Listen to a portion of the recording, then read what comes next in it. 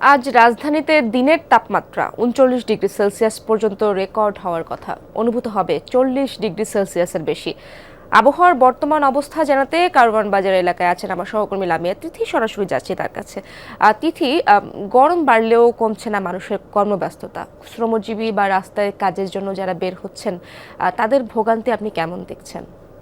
Ceylon family ব্লেন্ডের কড়ালিকার আর সতেজ সাদের perfect ব্লেন্ডে স্বপ্নেরা মিলুক টানা। ইশরাত, আমি এখন কারণ বাজারে আছি। আমি যদি বলি যে গত কয়েকদিনে কিন্তু গরমের তীব্রতায় রাজধানীবাসীর প্রাণ প্রায় উৎসাহিত। আর যদি বলি যে কর্মব্যস্ত মানুষের তারা কিন্তু নির্দিষ্ট কাজ ছাড়া কিন্তু অনেকেই ঘরের বাইরে এখন পর্যন্ত বের হচ্ছেন না, বলতে গেলে জরুরি প্রয়োজন ছাড়া ঘরের বাইরে বের হচ্ছেন না। অনেকেই এড়িয়ে চলছেন সূর্যের তাপ। তবে জানেন যে গত দুইবার কিন্তু হচ্ছে হিট অ্যালার্ট জারি করা হয়েছে, কিন্তু গতকাল থেকে কিন্তু আবারও 3 দিনের হিট অ্যালার্ট জারি করেছে আবহাওয়া অধিদপ্তর। তারা জানিয়েছেন দ্রুতই গরম কমার কোনো সম্ভাবনাই নেই। তবে তারা এটি আশার বাণী দিয়েছেন যে যদি কোনো শক্তিশালী ঝড় হয় তাহলেই পরিস্থিতিটা স্বাভাবিক হতে পারে। আর এদিকে ব্যস্ত মানুষদের কথা যদি বলি, তাহলে কর্মব্যস্ততায় যারা ঘরের বাইরে বের হচ্ছেন তাদের তো বলতে গেলে ভোগান্তির শেষই নেই।